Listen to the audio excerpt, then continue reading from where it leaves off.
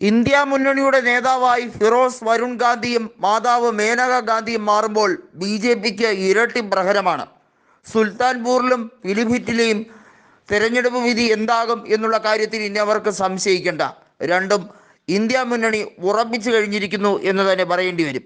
അതുമാത്രമല്ല, B J പിക്ക് ഉണ്ടാകുന്ന നഷ്ടം. ഇവർ രണ്ടുപേരും മുഖ്യ പ്രചാരകരായി നടന്നു നീങ്ങിയാൽ തീർച്ചയായും ഇന്ത്യ മുന്നണിക്ക് വൻപിച്ച നേട്ടമുണ്ടാകും.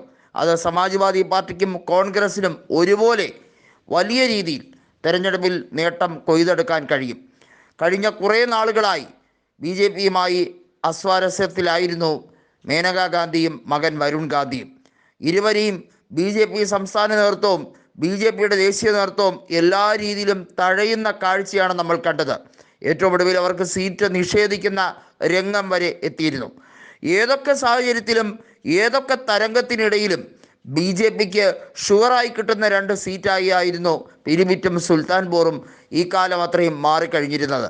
ഏറ്റവും അധികം പറയേണ്ടത് ഓൻല മണ്ഡലത്തിൽ, അതായത് 2009 പോലും Maneka Gandhi B J P ടിക്കറ്റിൽ നിന്ന് ജയിച്ചിട്ടുണ്ട്.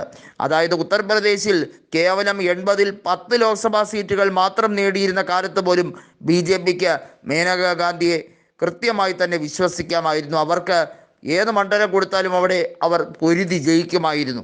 അങ്ങനെയുള്ള നേതാവിനെയാണ് ബി ജെ പി കൃത്യമായും പിടിവാശി മൂലം ഉപേക്ഷിച്ചത്. അതുകൊണ്ട് ഉണ്ടാകുന്ന നഷ്ടം വളരെ വലുതാണെന്ന് അവരുടെ തന്നെ നേതാക്കൾക്കറിയാം. കേശവ പ്രസാദ് മൗര്യ അടക്കമുള്ള നേതാക്കൾക്ക് കൃത്യമായി അറിയാം മേനകാ ഗാന്ധിയും വരുൺ ഗാന്ധിയും എത്രമാത്രം പ്രാധാന്യം അർഹിക്കുന്നവരാണ് എന്ന്. പക്ഷേ നേതൃത്വത്തോട് കൃത്യമായൊരു മറുപടി മിണ്ടാൻ അവർക്കാർക്കും കഴിയില്ല എന്നുള്ളതാണ് യാഥാർത്ഥ്യം.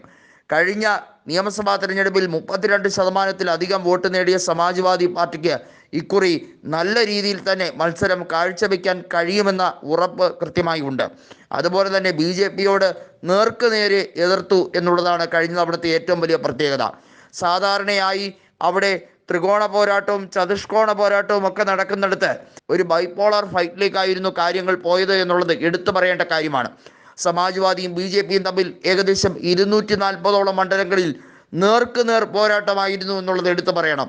ബി ജെ പിയുടെ പിന്നാമ്പുറത്തായിരുന്നു ബി എസ് പിയുടെ അവസ്ഥ. അതായത് ബി എസ് പിയുടെ എല്ലാ രീതിയിലുള്ള സഹായവും ബി ജെ പിക്ക് ലഭിച്ചിട്ട് പോലും അവർക്ക് കഴിഞ്ഞ തവണത്തെ വിജയം ആവർത്തിക്കാൻ കഴിഞ്ഞില്ല എന്നുള്ളത് സമാജ്വാദി പാർട്ടിയുടെ ഗ്രാഫ് എത്രത്തോളം ഉയരുന്നു, എത്രത്തോളം ന്യൂനപക്ഷം സമാജ്വാദി പാർട്ടിക്ക് പിന്നിൽ അണിനിരന്നിരിക്കുന്നു എന്നുള്ളത് യാഥാർത്ഥ്യമാകുന്ന സാഹചര്യമാണ്.